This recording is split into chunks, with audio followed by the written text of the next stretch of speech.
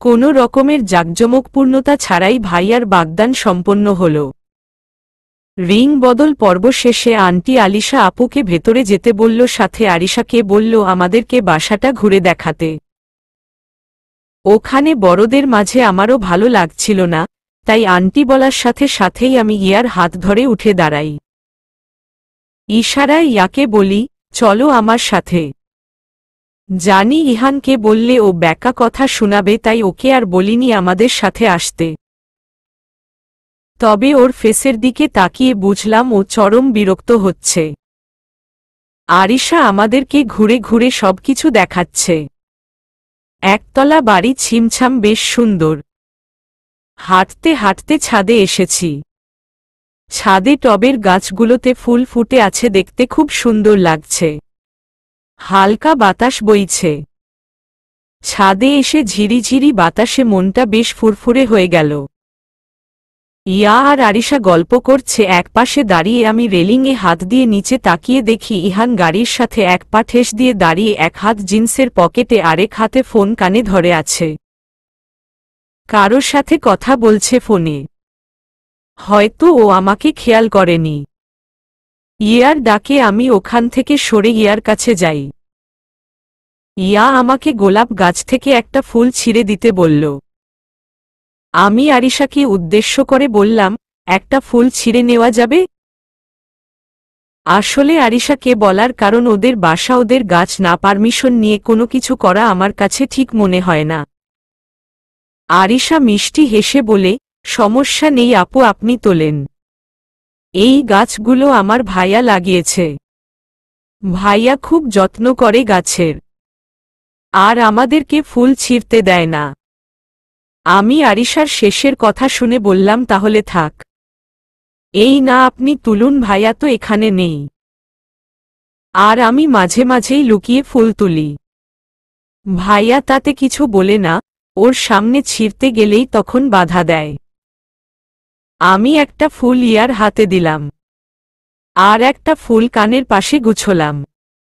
হঠাৎ কেউ একজন বলল, ফুল তোলা মেয়েদের হবি। কথাটি শুনে পাশে তাকিয়ে দেখি একজন লম্বা চড়া, এক কথায় সুদর্শন পুরুষ দাঁড়িয়ে। কথাটি শুনে আমি কপাল কুঁচকে তাকিয়ে রই। পাশ থেকে আরিশা বলে, ভাইয়া তুমি? আমাকে দেখিয়ে বলল, ইরফান ভাইয়ার বোন। আর আপু, এ হলো আমার ভাইয়া। হাই, আমি আকাশ আহমেদ। আমি জান্নাতুল ফেরদৌস ঈশিতা। Nice name. আমি হালকা হাসার চেষ্টা করে বলি, থ্যাঙ্কস। অফিসে ইম্পর্টেন্ট কাজ থাকায় আম্মু বলা সত্ত্বেও আজকের একটা গুরুত্বপূর্ণ দিনে সঠিক সময়ে থাকতে পারিনি। এজন্য আলিশা আমার উপর নিশ্চয় রেগে আছে। আম্মুকে বললাম, আলিশা কোথায়? আম্মু বলল, ছাদে আছে। কিন্তু আলিশাকে দেখছি না।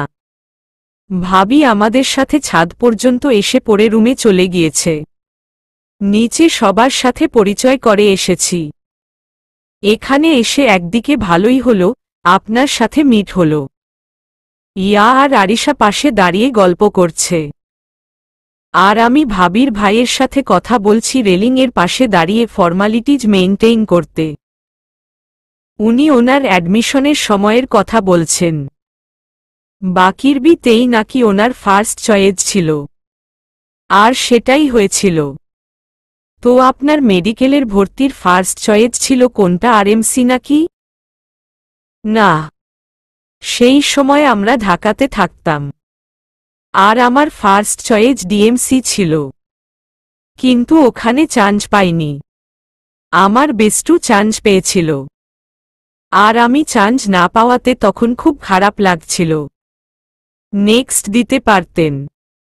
আপনার বেস্টু ওখানে পড়ছে আর আপনি এখানে, আপনার কি এজন্য আফসোস হয়? আমি মৃদু হেসে বলি, না। এখন মনে হয় ওখানে চান্স না পেয়ে এখানে চান্স পেয়ে বরং ভালো হয়েছে। এখানে না আসলে হয়তো পড়ে আফসোস করতে হতো। এখানে এসে যা পেয়েছি, সেটা পাওয়ার জন্য অন্য সব কিছু ছাড়তে রাজি আমি। আকাশ অবাক হয়ে বলে, তাই নাকি? তবে আপনার কথাগুলো খুব ভালো লাগলো। আচ্ছা ভাইয়া, আমি আসছি। নট ভাইয়া বেয়াই বলবেন। আর আপনি হলেন আমার একমাত্র বেআইন। ওনার কথা শুনে আমি হেসে ফেলি। ইহান তখন ফোনে কথা বলে ভিতরে এসে দেখে ঈশিতা এখনও ওখানে আসেনি। কিছু সময় সোফায় বসে থেকে আয়েশা বেগমের কাছে জিজ্ঞেস করে ঈশিতারা কি করছে। আয়েশা বেগম বলেন ওরা ছাদে আছে। ইহান ঈশিতাকে ডাকার জন্য ছাদে আসে। তখন ইহান ফোনে কথা বলার জন্য বাইরে থাকায় আকাশের সাথে ওর দেখা হয়নি। এসে দেখে ঈশিতা একটা ছেলের সাথে দাঁড়িয়ে কথা বলছে হেসে। এটা দেখে ইহানের চোখ মুখ রাগে লাল হয়ে যায়। আসছি বলে চলে যাওয়ার সময় হঠাৎ পা পিছলে পড়ে যেতে বসি আর ভয় চোখ বন্ধ করেনি। তখন কেউ আমাকে শক্ত করে ধরে ফেলে। আমি চোখ মেলে সামনে দেখি ইহান আমাকে ধরে আছে। পাশ থেকে আকাশ বলে, মিস ঈশিতা আপনি ঠিক আছেন? আপনার লাগেনি তো? ওর শীত ট্র্যাকিং পানি জমে এখানে স্লিপারি হয়ে গেছে। আমার উচিত ছিল আগেই আপনাকে এ ব্যাপারে সতর্ক করা। ইহান আমাকে সোজা করে দাঁড় করিয়ে দাঁতে দাঁত চেপে বলে, মিস নয় মিসেস বলুন। আর ওর জন্য আমি আছি। আপনি এত টেনশন নিয়েন না। আকাশ ভ্রু কুঁচকে বলে, মিসেস মানে? আর আপনাকে তো চিনলাম না। আমি আবরার খান ইহান, ঈশিতার হ্যাজবেন্ড। ওহ, তখন নিচে সবার সাথে আলাপ হয়েছে, আপনার সাথেই হয়নি। আমি আকাশ আলিশার ভাই। ইহান আকাশের কথা এড়িয়ে গিয়ে বলে, ভাই আমার এখন যেতে হবে, আসি কেমন? তারপর আমার হাত ধরে জোর করে হাসার চেষ্টা করে বলে, ঈশিতা চলো। সিঁড়ি দিয়ে নামার সময় বললাম, বাকিরা যাওয়ার জন্য বের হয়েছে। না ওরা ডিনার করে যাবে? তা তুমিও কি খাওয়ার জন্য থেকে যেতে চাইছ? আশ্চর্য, আমি কখন সেটা বললাম যে থাকতে চাচ্ছি। সবাই একসাথে আসছি, তাই ভাবলাম একসাথেই হয়তো যাচ্ছি। আর ইয়া কই, ও তো আমার সাথে ছাদেই ছিল। তুমি তো দিওয়ানা হয়ে গল্প করছিলে। আশেপাশে কি হচ্ছে না হচ্ছে সেদিকে তোমার কোনো হুঁশ আছে? এসব কি ধরনের ভাষা ইউজ করছেন আপনি? এখন বেশি কথা বলো না, যাতে মানুষের মধ্যে আমাকে সিন ক্রিয়েট করতে হয়, তাই চুপ করে থাকো। আমি যখন ছাদে আসছিলাম ইয়া তখন নেমে যাচ্ছিল, ওর নাকি পানি পিপাসা পেয়েছিল। আমাকে বলল না তো একবারও। তাহলে আমিও ওর সাথেই আসতাম। এখন ইয়ার উপর মনে মনে রাগ হচ্ছে। ওর সাথেই নিচে আসলে ইহান এরকম বলার সুযোগ পেত না। মনে মনে বলতে থাকি। নিচে এসে ইহান খালামণির কাছে বলে, আম্মু আমরা চলে যাচ্ছি, তোমরা পড়ে আসো কেমন? খালাম্নি বলে, একটু পড়ে গেলে হতো না, একসাথেই যেতাম আর কি। আর তুই না হয় যা, ঈশিতা আমাদের সাথে যাবে। ইহান আমার হাত ছেড়ে দিয়ে এক হাত ওর মুখের সামনে দিয়ে ফিসফিসিয়ে বলে, এমনিতেই আমার মেজাজ খারাপ আছে, আর বাড়িও না। সো তুমি নিজে থেকে বিষয়টা ম্যানেজ করো। আমি বুঝতে পারি এমনিতেই ও রেগে আছে, এখন নিজে থেকে যদি না যাই তাহলে কি হবে ভেবে আমার হাত পা জমে আসছে। তাই দ্রুত মমো আর খালামণির উদ্দেশ্যে বলি, আমি যাই খালামনি। জানোই তো আমার এক্সাম, তাই না করো না প্লিজ। খালামনি বলল, আচ্ছা যা। আর ইহান দেখে শুনে গাড়ি চালাস। ইহান আগে হেঁটে যাচ্ছে আর আমি পিছনে। গাড়ির দরজা খুলে দিল, আমি বসতেই ধরাম করে গেট লাগিয়ে দিল, শব্দে কেঁপে উঠলাম। গাড়িতে বসে সিট বেল্ট বেঁধে আমার দিকে তাকিয়ে দাঁত কটমট করে বলে, তোমার কোনো কমন সেন্স নেই? আমি ওখানে একা বসে বসে বোর হচ্ছি, আর তুমি কিনা ওখানে আরেকজনের সাথে আড্ডা দিচ্ছ। উনি আমাদের আত্মীয় হয়। এখন কার্টেসির খ্যাতিরে কথা বলছি, তাতে প্রবলেম কোথায়? আপনি এত রিয়াক্ট কেন করছেন? আমি বুঝতে পারছি না। আর এমনভাবে নিয়ে আসলেন, আসার সময় ভাবির সাথে পর্যন্ত দেখা করে আসতে পারলাম না। ভালো করে ভাবির সাথে কথা বলাই হয়নি। ইহান ড্রাইভ করতে করতে বলে, তোকে নিষেধ করেছিল তোমাকে ভাবির সাথে গল্প করতে। ভাবির ভাইয়ের সাথে তো ঠিকই গল্প করছিলে হেসে হেসে। এখন গাল ফুলিয়ে আছো, আসার সময় তার থেকে বিদায় নিয়ে আসতে পারোনি সেই জন্য নাকি? ইহানের কথা শুনে আমার দুই চোখে পানি টলমল করতে থাকে। আমি চুপ করে জানালার বাইরে তাকিয়ে থাকি। আর এসব কি পরে এসেছ তুমি? আমি বাইরের দিকে দৃষ্টি রেখেই বলি, কেন দেখতে পাচ্ছেন না? 3 পিস পরেছি। এরপর থেকে কোথাও গেলে শাড়ি পরে যাবে, যাতে তোমাকে দেখে কেউ তার ছেলের বউ করার জন্য প্রস্তাব দিতে না পারে। তুমি জানো আমি তখন নিজেকে কিভাবে কন্ট্রোল করেছি চুপ করে থাকতে। নেহাতি নিউ রিলেটিভ, সেই জন্য ওনার কথাটা হজম করতে হয়েছে। শাড়ি পরে সব জায়গায় যাবে যাতে তোমাকে দেখেই সবাই বুঝবে তুমি ম্যারিড। আমি ফোঁস করে নিঃশ্বাস ছেড়ে বলি, এর চেয়ে ভালো হয় একটা সাইনবোর্ড ঝুলিয়ে দেন আমার গলায় যে আমি আপনার বউ। পারলে তাই করতাম। তবে তুমি টেনশন করো না, এক্সামটা শেষ হতে দাও, পার্মানেন্ট সাইনবোর্ড সাথে ঝুলানোর মিশনে নামব। হঠাৎ ইহান গাড়ি থামিয়ে নেমে পড়ে। আমি আর চোখে দেখেও কিছু বললাম না। একটু পর হাতে 2টা খাবারের প্যাকেট নিয়ে আসলো। প্যাকেট 2টা সামনে রেখে আরেক হাতটা বাড়িয়ে দিল আমার দিকে। আমি দৃষ্টি সরু করে দেখি 2টা কোন আইসক্রিম।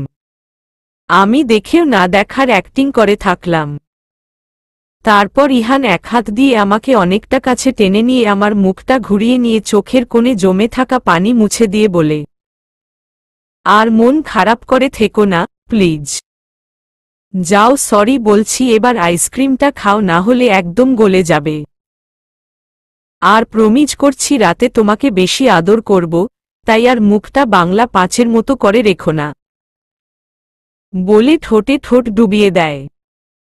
কিছুক্ষণ পর ছেড়ে দিয়ে বলে, ঠোঁট ফুলিয়ে থাকলে এটা কিন্তু বারবার চলবেই, তাই তুমি ডিসাইড করো আইসক্রিমের স্বাদ নিবে না আমার লিপ কিসের। আমার জন্য অবশ্য সেকেন্ড অপশনটাই বেস্ট। আমি ইহানকে ধাক্কা দিয়ে সরিয়ে দিয়ে ওর হাত থেকে আইসক্রিম নিয়ে খেতে থাকি। আর ইহানের দিকে একটা এগিয়ে বলি, আপনি খান এটা। না, আমি খাবো না, তুমি খাও। ইহান ড্রাইভ করছে, আমি ওর কাঁধে মাথা দিয়ে আছি। তুঝে মেয়ের লিয়ে মুঝে টেরা লিয়ে হায় বানায়া গায়া গানটা বাজছে। বাসায় ঢোকার সময় ইহান বলেছিল ওদের বাসায় থাকতে, কারণ মমরা এখনো আসেনি সেই জন্য। আমি বলেছি সমস্যা নেই, রহিমা খালা তো আছেই। আর খাবারের প্যাকেট আমার হাতে দিয়ে বলেছে আমি খেয়ে আসতে পারিনি সেই জন্য রাগ করে থাকবো ওর উপর, তাই এতগুলো খাবার কিনে দিয়েছে। খাবারের প্যাকেটগুলা টেবিলের উপর রেখে রুমে যেতে নিলে রহিমা খালা এসে বলে, ভাই আর বউয়ের ছবি আছে কিনা? আমার ফোনে ছবি নেই বলেছি, ইয়ার কাছে আছে, ও আসলে দেখো। রুমে এসে ফ্রেশ হয়ে পড়তে বসলাম। ঘড়িতে সময় 8টা 20 বাজে। ভাইয়া, মমো ওরা রাত 9টার পর আসছে। হঠাৎ মমো আমার রুমে এসে বলে, ঈশিতা খাবারের প্যাকেট দেখলাম ডাইনিং একে দেশে। আমি বইয়ের দিকে তাকিয়েই বলি, তোমার জামাই কিনেছে। তখন ওখান থেকে খেয়ে আসিনি সেই জন্য। মমো মৃদু হেসে বলে, ওহ। আর আলিশা তোর কথা অনেকবার বলেছে তুই চলে আসার পর কেন আসার সময় ওর সাথে দেখা করে আসিসনি বলে আফসোস করেছে। তবে যাই বলিস, মেয়েটাকে আমার খুব ভালো লেগেছে। রাতে ইরফান বিছানায় শুয়ে ফোনটা নিয়ে আলিশার নাম্বারে কল করতেই কয়েক সেকেন্ডের মধ্যেই আলিশা ফোন রিসিভ করে। ফোনের ওপাশ থেকে আলিশা বলে, কখন বাসায় পৌঁছিয়েছেন? নিজে থেকে ফোন দিয়েও তো জানতে পারতে ঠিকঠাক পৌঁছেছি কিনা। আলিশা লজ্জা রাঙা মুখ নিয়ে নিম কণ্ঠে বলে, আসলে আমি এখন আপনাকে ফোন দিতেই যাচ্ছিলাম। এর মাঝেই আপনি আগে কল দিয়েছেন। ইরফান মুচকি হেসে বলে, তুমি খুশি তো আজকের সব কিছুতে? আমার কথা পড়ে বলছি, তার আগে আপনি আপনার কথা বলুন। আমি মোটেই খুশি না। ইরফানের কথা শুনে আলিশার মুখের হাসি মিলিয়ে যায়, ধরা গলায় বলে, তাহলে আপনি রাজি কেন হলেন? রাজি হয়েছি বড়দের কথায়। আমার তো ইচ্ছে করছে পারলে আজকেই তোমাকে বউ করে নিয়ে আসি। তোমাকে ছাড়া একা থাকা আমার জন্য ভীষণ কষ্টদায়ক হয়ে যাচ্ছে। আরও কিছুক্ষণ ফোন আলাপ চলতে থাকে। সকালে বেকনিতে দাঁড়িয়ে এক হাতে ধোয়া ওঠা কফির মগ, মাঝে মাঝে আলতো করে ঠোঁট ডুবিয়ে দিচ্ছি আর বাইরের দিকে তাকিয়ে দেখছি। রাস্তায় সবজিওয়ালা ভ্যানে করে সবজি বিক্রি করছে। এর মধ্যেই ফোনটা শব্দ করে বেজে উঠল। রুমে গিয়ে ফোনটা হাতে নিয়ে দেখি আননোন নম্বর। ফোন হাতে নিয়ে সালাম দিয়ে কে জিজ্ঞেস করার আগেই ফোনের ওপাশ থেকে মেয়েলি মিষ্টি কণ্ঠস্বর আসল। ওয়ালাইকুমুস সালাম। ঈশিতা, কেমন আছো? আমি আলিশা বলছি। ওহ ভাবি, তুমি? আমি ভালো আছি। তুমি কেমন আছো? আমিও আলহামদুলিল্লাহ ভালো আছি। কাল ওভাবে তুমি চলে গেলে, তোমার সাথে কথা হলো না, তাই নম্বরটা তোমার ভাইয়ার কাছ থেকে নিয়ে কল দিলাম। বিরক্ত করিনি তো আবার? মোটেও না। তুমি ফোন দিয়ে খুব ভালো করেছ। আমার নন্দাই কি করে? ঘুম থেকে এখনো ওঠেনি নাকি? ও তো ওদের বাসায়, আর আমি আমাদের বাসায়। ওহ, আমি তো ভুলেই গিয়েছিলাম। তোমার তো আকদ করে রেখেছে, এখনো তো তুলে নেয়নি। তবে ইহান ভাইয়াকে দেখে যা বুঝলাম, তোমাকে কিন্তু উনি চোখে হারায়। আমি ঠোঁট কামড়ে ধরে বলি, ভাবি, আমার ভাইয়াও কিন্তু তোমাকে কম ভালোবাসে না। তোমার ভাইয়ার কথা কি বলবো? শুরুটা আমাকেই করতে হয়েছে, নিজে থেকে বলার সাহসই পায়নি। ও ঈশিতা আন্টি কি করে? মমো এই সময় কিচেনে বোধ হয়। তোমাদের বাসার সবাই কেমন আছেন? হ্যাঁ, সবাই ভালো আছে। আচ্ছা ঈশিতা, ভালো থেকো, বাই বাই। দেখতে দেখতে কেটে গিয়েছে অনেকগুলো দিন। গতকাল শেষ হয়েছে আমার এক্সাম। এখন বলা চলে আপাতত চিলমুডে আছি। একদিনে ইহানের সাথে শুধু মেডিকেলে আসা যাওয়া, এই সময়টুকু দেখা হতো। আর রাতে ঘুমানোর আগে ফোনে কথা বলতাম। ও পড়ালেখা নিয়ে ব্যস্ত সময় পার করছে। ইহানের প্র্যাকটিক্যাল এখনো শেষ হয়নি। দুপুরে লাঞ্চ করার সময় মমো বলল, ঈশিতা, তোর মামা বারবার ফোন করে যাচ্ছে মীরার বিয়ে সামনের সপ্তাহে। আজ বৃহস্পতিবার, এর পরের শুক্রবার বিয়ে। তাই আমাদেরকে কালকেই যেতে বলছে।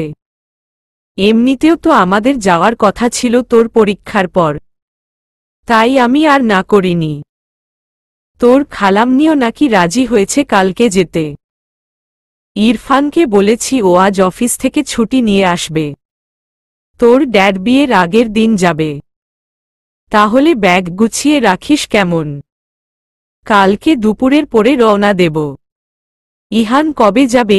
না মানে আমাদের সাথেই যাবে কি?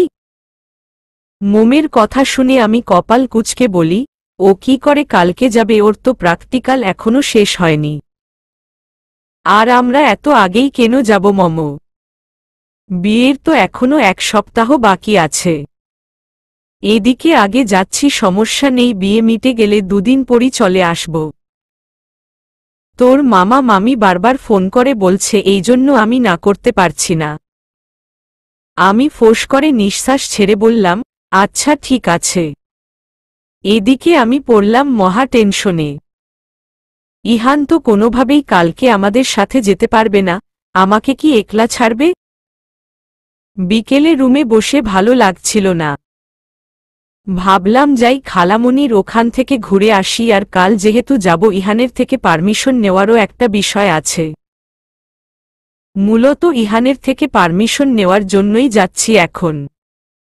কলিং বেল চাপতেই ইয়া এসে দরজা খুলে মিষ্টি হেসে, ভাবিপু তুমি? অনেকদিন হলো, তুমি তো আসোই না। আমি সকাল বিকাল যাই। ভেতরে যেতে যেতে বলি, কয়দিন পরীক্ষা নিয়ে খুব প্রেসারে ছিলাম তো সেই জন্য আসা হয়নি। কালকে তো আমরা সবাই মামার বাড়িতে যাচ্ছি। আমার খুব আনন্দ হচ্ছে, অনেকদিন যাওয়া হয় না। আমি গলা ঝেড়ে বলি, তোমার ভাইয়া জানে সব? না মানে আমাদের যাওয়া নিয়ে কিছু বলেনি, ও কবে যাবে? ইয়া কিছুক্ষণ ভেবে বলে, যাওয়ার কথা দুপুরে ফাইনাল হয়েছে। ভাইয়াকে বলেনি তো আম্মু এখনো? ভাইয়া আসলে পরেই বলবে। আমি ভ্রু কুঁচকে বলি, আসলে পরে মানে? বাসায় নেই এখন। না, বাসায় নেই, এক্সাম দিয়ে এসেই কোনো রকমে লাঞ্চ করে আবার কোথায় যেন বেরিয়েছে, এখনো আসেনি। আমি ঠোঁট উল্টিয়ে বলি, ও।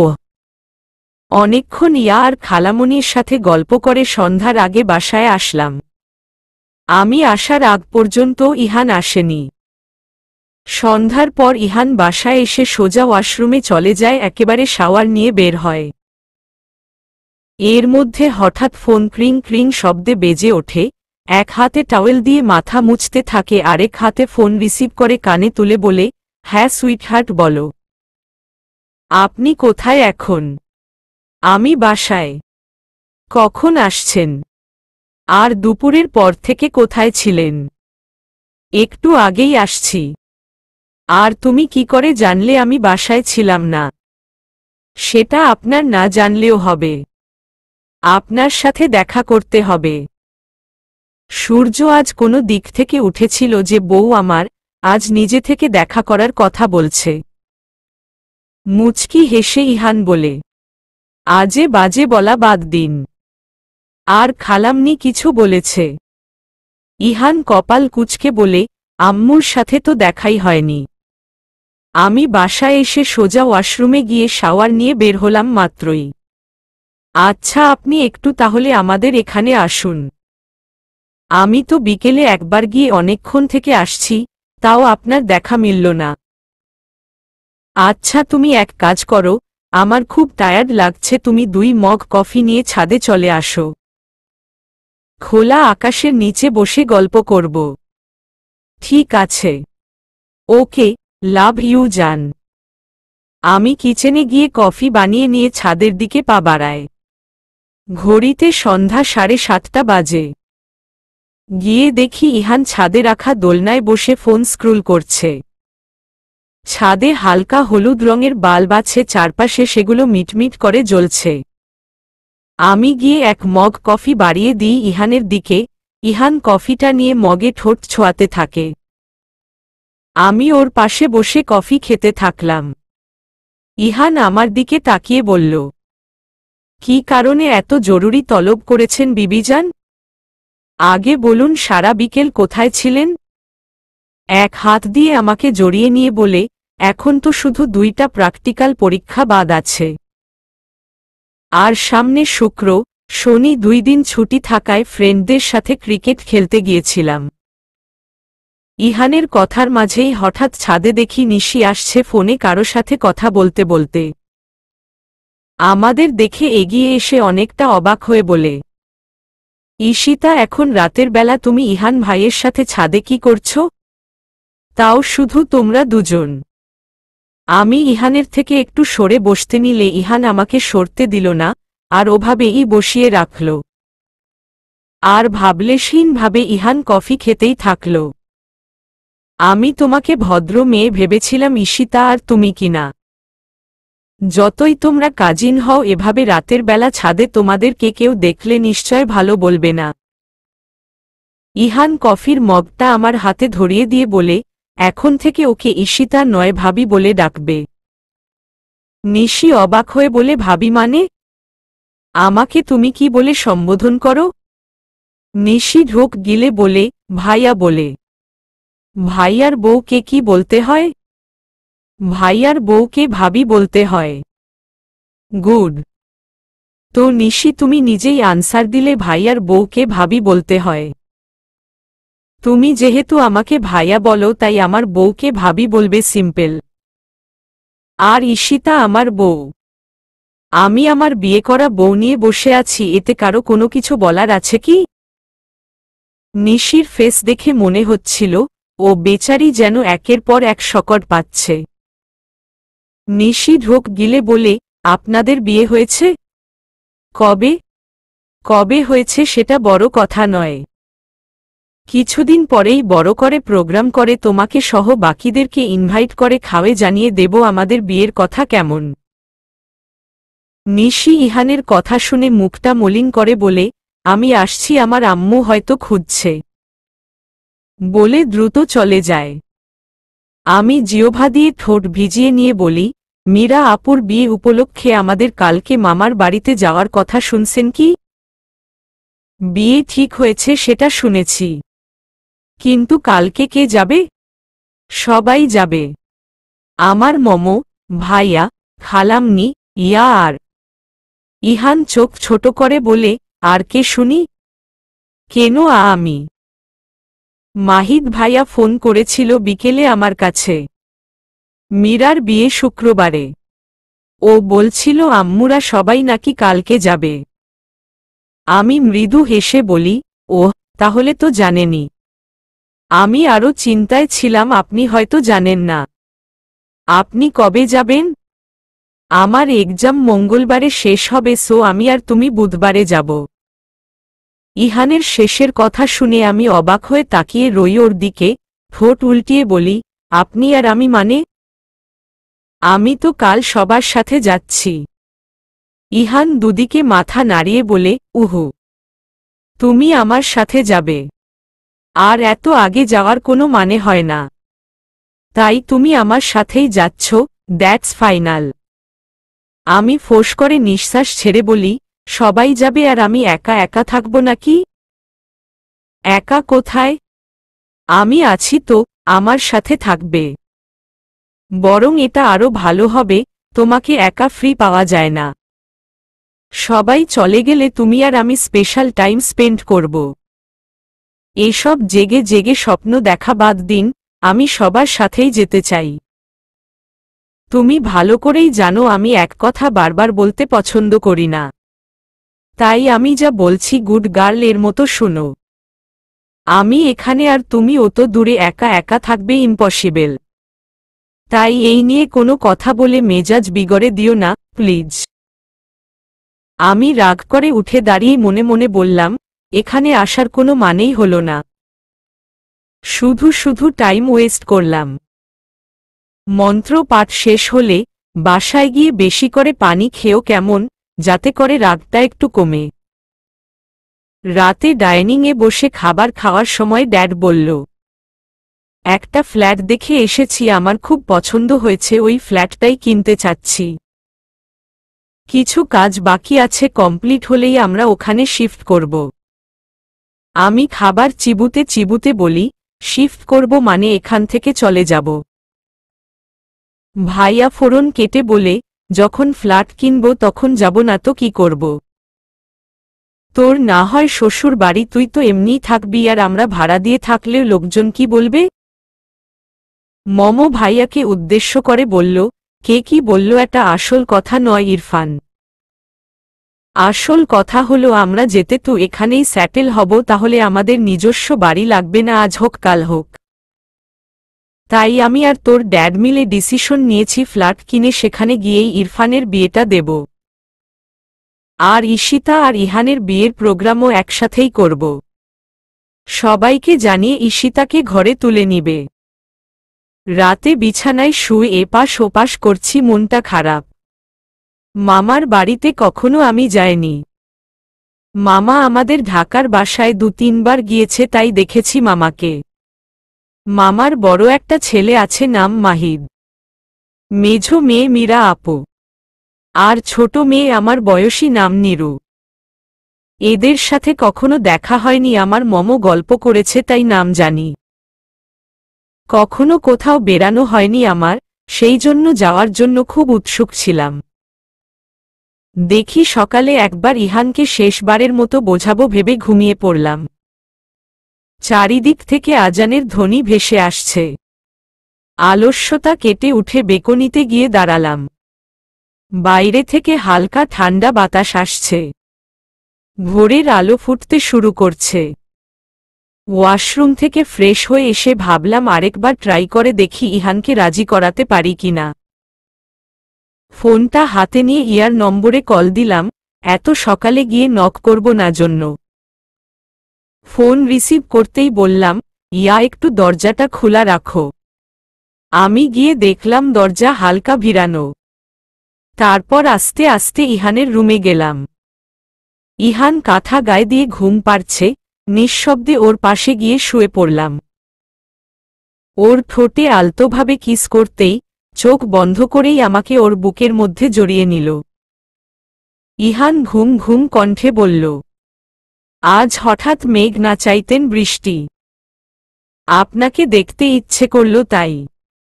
ইহান আমার গলায় মুখ ডুবিয়ে রইল। আমি স্লো ভয়েজে বললাম, মীরা আপুর বিয়েতে আমাদের সবাইকে বারবার যেতে বলেছেন মামা। বিশেষ করে আমার কথা অনেকবার বলেছে। তাই আমি মমদের সাথেই যেতে চাচ্ছি, আপনি আর না করবেন না প্লিজ। আমাকে লজ্জায় ফেলতে ইহান বলল, তুমি দেখছি খুব ব্রিলিয়ান্ট। ভবিষ্যতে আমাদের সন্তানদেরকে মানুষ করতে তুমি খুব কৌশল অবলম্বন করতে পারবে। তাহলে আপনি রাজি আমাকে সবার সাথে যেতে দিতে? এমন মুহূর্তে বউ আবদার করে বসল, না করি কিভাবে। ড্রেসিং টেবিলের সামনে বসে হেয়ার ড্রায়ার দিয়ে চুল শুকাচ্ছি। ইহান ক্যাবিনেট থেকে একটা প্যাকেট আমার হাতে দিয়ে বলেছিল, এটা তোমার জন্য কয়েকদিন আগেই কিনেছি, এক্সাম নিয়ে বিজি থাকার কারণে দেওয়া হয়নি। এটা এখন পরতে পারো। শাওয়ার নিয়ে সেই ড্রেসটাই পরেছি। ভাবলাম সবার জন্য কফি বানাই। রুম থেকে বের হয়ে কিচেনে গিয়ে দেখি খালাম্নি আটা মাখছে। আমাকে দেখে মিষ্টি হেসে বলে, ঈশিতা কখন আসলি? আমি জিহ্বা দিয়ে ঠোঁট ভিজিয়ে নিয়ে বলি, এই তো একটু আগে। এর মধ্যেই পেছনে থেকে ইয়া বলে, ভাবিপু আমাকে একটু হেল্প করো। আমি পিছন ঘুরে ওর দিকে তাকিয়ে দেখে বলি, কিসের জন্য? আমি ড্রেস চুজ করতে পারছি না। কোনোগুলো নেব, তাই তুমি একটু চুজ করে দাও তো, আফটার অল বিয়ে বাড়ি বলে কথা, গর্জিয়াস কিছু তো নিতে হবে।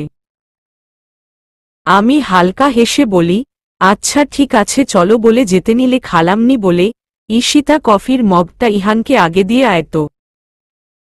দেখ আমি কেবলই বানিয়ে রাখছি, ইয়াকে ডাকতে যাচ্ছিলাম আর তুই আসলি। আগে কফি দিয়ে আয়, না হলে ঠান্ডা হয়ে যাবে। আর ইয়ার ব্যাগ গোছানো যাওয়ার আগ পর্যন্ত শেষ হবে না। একটা ড্রেস ব্যাগে নামাবে তো একটু পর আবার সেটা ব্যাগ থেকে তুলে ফেলবে, এরকম চলতেই থাকবে। ইয়া তুমি যাও, আমি তোমার ভাইয়াকে কফিটা দিয়ে আসছি। কফি নিয়ে ইহানের রুমে যেতে গিয়ে দেখি ইহান ড্রয়িং রুমের সোফায় বসে পেপার পড়ছে। ওকে দেখে মনে হচ্ছে মাত্রই শাওয়ার নিয়ে বের হয়েছে।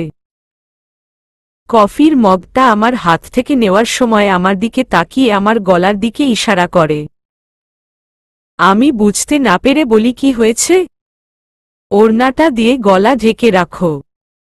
নাকি তোমার বরের দেওয়া আদরের চিহ্ন সবাইকে দেখাতে চাইছ? অসভ্য একটা বলে ওড়না ভালো করে জড়িয়ে নিয়ে ওখান থেকে চলে আসলাম। ইয়ার রুমে বসে আছি। ইয়া একের পর এক ড্রেস গায়ে ধরে ট্রায়াল দিয়ে আমাকে দেখাচ্ছে।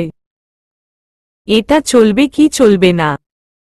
একটা গায়ের সামনে ধরে নাক মুখ সিটকে না, এটা নেওয়া যাবে না। যেটা একটু পছন্দ হচ্ছে ওর সেটা প্যাক করছে। আধা ঘন্টা যাবত এরকমটা চলছেই। 3টার দিকে আমরা রওনা হয়েছি। ভাইয়া ড্রাইভ করছে, আমি সামনে বসেছি। পেছনে ইয়া, মমো আর খালাম্নি। গাড়িতে বসে জানালার বাইরে দৃষ্টি দিয়ে বাইরের সুন্দর প্রাকৃতিক দৃশ্য দেখছি আর আসার আগে ইহানের বলা কথাগুলো ভাবছি। 5 মিনিটস পরপর যেন ফোন দেই ওকে। খালাম্নি, মমো ওদের ছাড়া যেন একা একা কোথাও না যাই। আর সব সময় যেন ইয়াকে সাথে রাখি। ইয়াকেও বলেছে সিকিউরিটি গার্ডের মতো আমার পাশে থাকতে। কোথায় যাই কি করি সব আপডেট যেন ইয়া ওকে দেয়। ওর পাগলামো গুলে মনে ওঠে, আনমনে হেসে ফেলি। এটা দেখে ভাইয়া ভ্রু যুগল কুচকে বলে, এই শাকচুন্নির উপর আবার কোনো ভূত ভর করল যে একা একাই হাসছে। আমি ঝাঝালো কণ্ঠে বলি, তুই বাজে বকা বন্ধ কর। আমার দিকে লক্ষ্য না করে সামনে তাকিয়ে ড্রাইভ কর। প্রায় 2 ঘন্টার বেশি জার্নি করে অবশেষে পৌঁছালাম চাঁপাইনবাবগঞ্জ মামার বাড়িতে। গাড়ি থেকে নেমে দাঁড়াতেই একজন মধ্যবয়স্কা মহিলা গেইটের দিকে এগিয়ে আসলেন, আমাকে দেখে বললেন, তুমি নিশ্চয় আসমার মেয়ে ঈশিতা, একদম দেখতে আসমার মতোই হয়েছ। আমি কিছু বলার আগেই ইয়া পাশ থেকে বলে, মামি কেমন আছো? এবার আমি বুঝতে পারলাম এটা আমার মামি। আমি সালাম দিয়ে কুশল বিনিময় করলাম। বাড়ির সামনে বড় বড় আমের গাছ, বলা চলে আমের বাগান। লিচু, নারিকেল, আরও অনেক গাছই আছে দেখছি। একতলা বাড়ি দেখে মনে হচ্ছে পুরাতন, তবে রং করছে অল্প, কিছুদিন আগেই হবে। বাসার ভিতরে ঢুকতেই একটা হালকা পাতলা শ্যামবর্ণের মেয়ে আমাদের দিকে এগিয়ে আসতেই মামি আমাদের সবার সাথে আলাপ করিয়ে দিল। এটা হলো বিয়ের কনে, মানে আমরা যার বিয়ে উপলক্ষে এসেছি, আমার মামাতো বোন মীরা। মামি কথায় কথায় বলল, ওনার ছোট মেয়ে নিরু পাবনা বিজ্ঞান প্রযুক্তিতে ফার্স্ট ইয়ারে পড়ে। ও কালকে পাবনা থেকে আসবে। আর মাহিদ ভাইয়ার বউয়ের ডেলিভারি ডেট সন্নিকটে থাকায় উনি ওনার বাপের বাড়িতে আছে। একটা 5 বছরের মেয়ে আছে। আর এবার দ্বিতীয়বারের মতো মা হতে যাচ্ছেন। মামি ইহানের কথা জিজ্ঞেস করল খালামণির কাছে যে ও কবে আসবে। খালামনি বলল ওর পরীক্ষা মঙ্গলবারে শেষ হবে আর বুধবারে আসবে। মামি মীরা আপুকে বলল আমাদের কে রুমে নিয়ে যেতে। মীরা আপু আমাদের কে রুমে নিয়ে গেল। আমি ফ্রেশ হয়ে এসে ব্যাগ থেকে ফোনটা বের করে দেখি অনেকবার ইহান কল করেছে। ফোন ব্যাগে থাকার জন্য শব্দ শুনতে পায়নি। কল ব্যাক করলাম, রিং হয়ে কেটে গেল। মনে মনে ভাবছি রাগ করেনি তো, আবার এতবার কল দিয়েছে রিসিভ করিনি দেখে।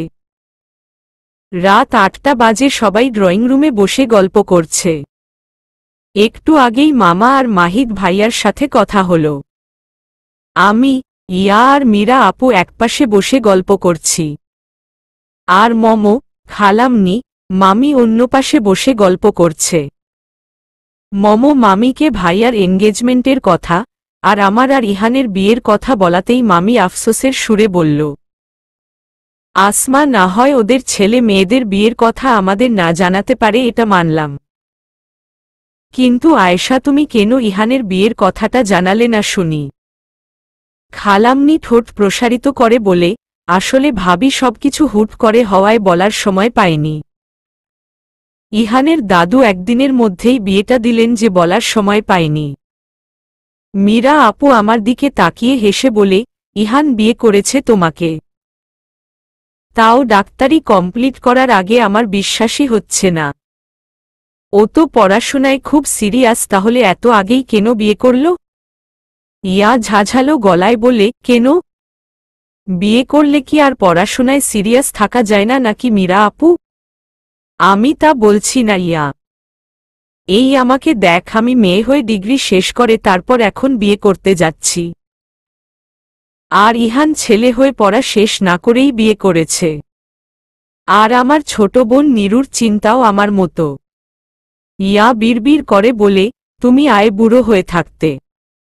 এখনো বাকে বলেছে তোমাকে বিয়ে করতে। আর রইল তোমার ছোট বোন।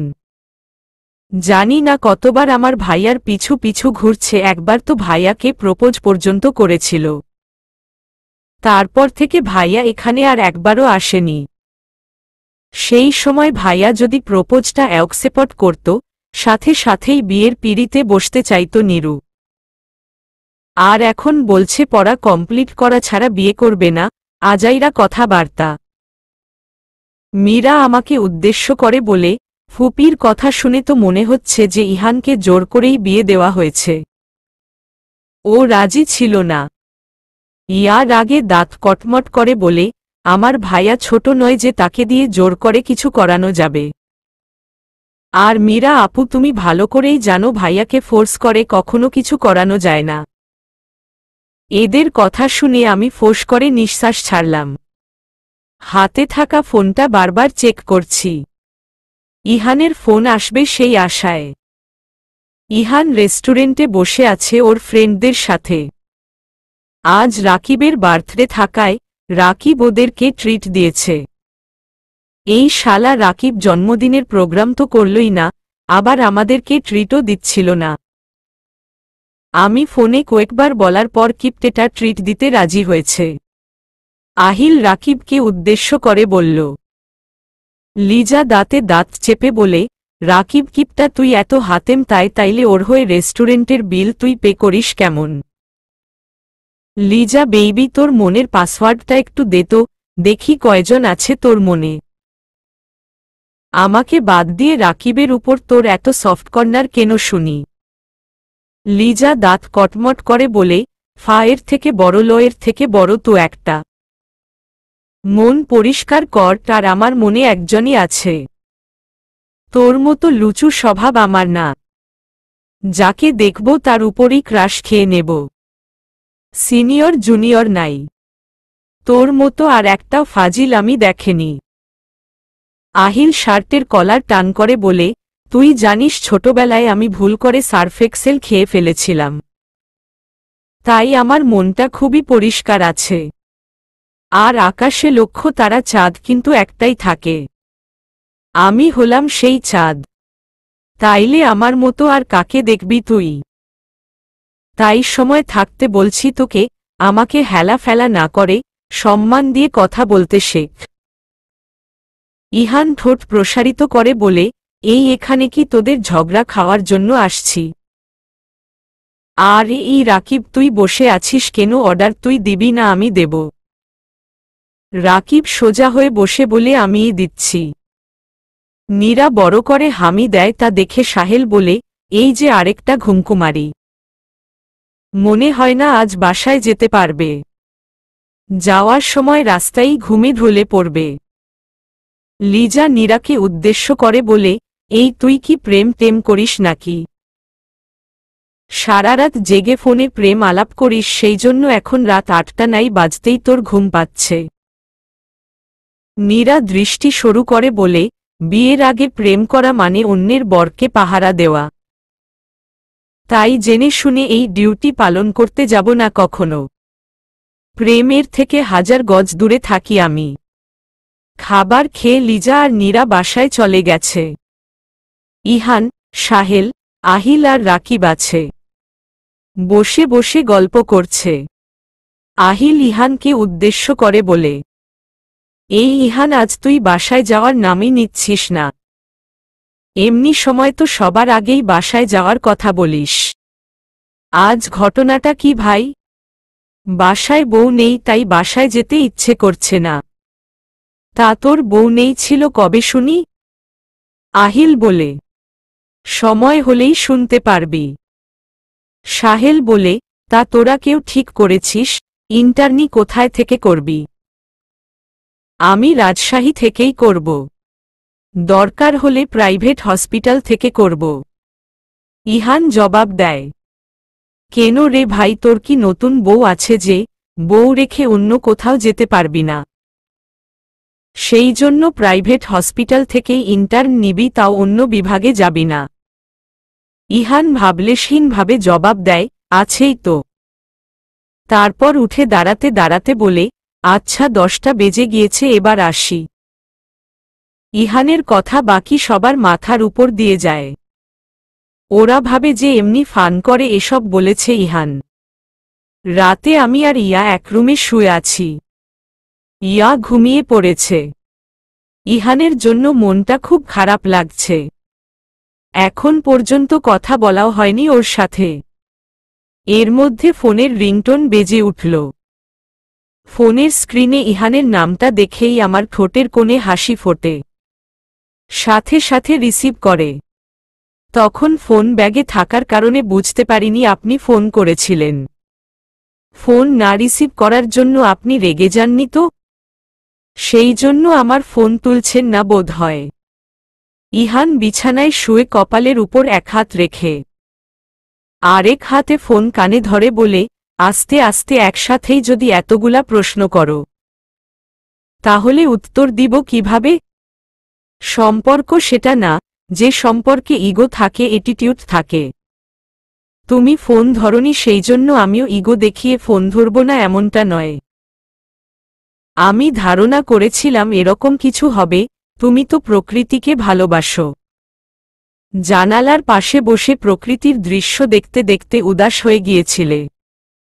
কেউ যে ফোন দিতে পারে সে ধারণাই তোমার নেই। আর তোমার কল না রিসিভ করার কারণ, বাইরে ছিলাম, ফোন ভুলে রুমে রেখেই গিয়েছিলাম সেই জন্য। ডিনার করেছেন? হুম। তোমাকে খুব মিস করছি জান। আমিও আপনাকে মিস করছি। তোমাকে কাছে পাওয়ার জন্য প্রতিক্ষণই মিস করি। যখন তুমি বাসায় থাকো ইচ্ছে করলে তোমার কাছে যেতে পারি, সেই সময়কার কষ্টটা কম। কিন্তু এখন কি হচ্ছে জানো সুইটহার্ট, কষ্টের পাহাড়টা আমার বুকের উপর চেপে বসেছে। চাইলেই কাছ থেকে দেখতে পাচ্ছি না তোমাকে। শুনুন, বেশি কষ্ট নিয়েন না। কয়দিন পর তো আসছেনি। তবে আপনার অভাবটা আমার হৃদয়ের হৃদম ঠিকই বুঝিয়ে দিচ্ছে। পরিস্থিতির কারণে স্বাভাবিক থাকতে হচ্ছে। দূরে থাকলেও আমার চোখের পলকে পলকে আপনার উপস্থিতি অনুভব করছি। মিস করছি তোমার হাতের কফি। কফির মগটা দেখে তোমার কথা বারবার স্মরণ হচ্ছে, কারণ ওখানে তোমার স্পর্শ রয়েছে। আমার চোখে আমি কাউকে দেখতে পাচ্ছি না। সব সময় তোমার ফেসটাই ভেসে আসছে। ইহানের আবেগী কথা শুনে আমি আরও ইমোশনাল হয়ে পড়ছি। হৃদয়ের ব্যাকুলতা বাড়তে থাকে। হঠাৎ দরজায় নক করার শব্দ শুনে বিছানা থেকে নেমে দরজা খুলে দেখি মমো দাঁড়িয়ে আছে। আমি ইহানকে বলি, আপনি লাইনে থাকুন, মমো আসছে, একটু পর কথা বলছি। ঈশিতা রুমে এখনো আলো জ্বলছে। ঘুম আসনি? না, ঘুমায়নি। মমো তোমার কিছু লাগবে কি? প্রেশারের বড়িটা খাওয়া হয়নি। তোর ব্যাগে তো ঔষধগুলো আছে। আমি ভুলেই গিয়েছিলাম ঔষধগুলো তোমাকে দেওয়ার কথা। তারপর ব্যাগ থেকে ঔষধ বের করে মমোকে দেই। মমো আমার হাত থেকে ঔষধগুলো নিয়ে আচ্ছা ঘুমিয়ে পড় বলে চলে যায়। ফোন নিয়ে কথা বলতেই ইহান বলে, খালামনি আসছিল। হুম। মোমের ঔষধগুলো আমার কাছে ছিল, সেগুলো নিতে আসছিল। আচ্ছা, অনেক রাত হয়েছে, এবার ঘুমিয়ে পড়ো। লাভ ইউ জান। Love you too. বাই বলে ফ্লাইং কিস দিয়ে ফোন রেখে দেয়। পরের দিন বিকেলের দিকে বাড়ির বাগানের আঙ্গিনায় চেয়ারের উপর বসে আছি। ভাইয়া ইয়া দাঁড়িয়ে আছে। মাহিদ ভাই ডাব কাটছে। এইমাত্র বাইরের কাউকে দিয়ে গাছ থেকে পেরেছে। আমি বসে বসে ডাব কাটা দেখছি।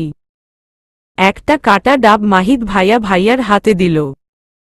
ভাইয়া সেটা ইয়াকে দিয়ে বলল, ইয়া এটা তুমি খাও। আর এরপরেরটা আমার, আর তারপরেরটা মীরার। অবশেষে বাঁচলে ইস্যু পাবে, নয়তো পাবে না। আমি ভাইয়ার কথা শুনে ঠোঁট ফুলিয়ে রইলাম। ইয়া ভাইয়ার দেওয়া ডাবটা আমাকে কয়েকবার নিতে বলেছিল, কিন্তু আমি নেইনি। পরের কাটা ডাবটা ভাইয়া আমার দিকে বাড়িয়ে দিয়ে বলল, এই নে, এটা তোর। তোকে রেখে আমি খেলে আমার হজমে সমস্যা হবে। তুই তো আমাকে বদদোয়া দিবি, সেই জন্য তুই আগে খা। আমি মুখ বেঁকিয়ে বলি, তুই খা। আমার লাগবে না বলে বাসার ভেতরে চলে আসলাম। এসে সোফায় বসে পড়লাম। তখন ইয়া এসে হাতে একটা পাইপ দেওয়া ডাব ধরিয়ে দিল। আর একটা ও খেতে লাগল। আমিও আলতো করে ঠোঁট ছোঁয়ালাম পাইপে। খালামনি আমাদের পাশে এসে বসল। হঠাৎ একটা মেয়ে ভিতরে আসতে আসতে ফুপি ফুপি বলে ডাকতে থাকল। এসে খালামনির গলা জড়িয়ে ধরল। আমি আর চোখে চেয়ে রইলাম। খালামনি নীরু নাম ধরে সম্বোধন করাই এতক্ষণে বুঝলাম এ হলো সেই নীরু, মানে আমার মামাতো বোন নীরু। ইয়ার দিকে তাকিয়ে বলে, ইয়া কেমন আছো? ভালো। তুমি কেমন আছো? ভালো ছিলাম না। তোমাদেরকে দেখে এখন খুব ভালো লাগছে। আর ফুপি ইহান ভাইয়া আসেনি? খালামনি মৃদু হেসে বলে, না আসেনি। ইহানের এক্সাম শেষ হয়নি তো। কবে আসবে ইহান ভাইয়া? বুধবারে আসবে। ইহানের প্রতি ওর এত ইন্টারেস্ট দেখে আমার কেন জানি রাগ হচ্ছে। কেন ওর এত কিউরিওসিটি থাকবে আমার বরের আশা নিয়ে? মনে মনে বলতে থাকি। নীরু আমার দিকে তাকিয়ে কপাল কুঁচকে বলে, ফুপি এটা কে? ও ঈশিতা। ওহ, তুমি ঈশিতা, তোমার কথা আব্বুর থেকে শুনেছিলাম। বড় ফুপি কোথায়? মম রুমে শুয়ে আছে। মোমের প্রেশার হাই হয়েছে, সেই জন্য রুমে রেস্ট নিচ্ছে। নীরু ঠোঁট উল্টিয়ে বলে, ওহ, চলবে ইনশাআল্লাহ।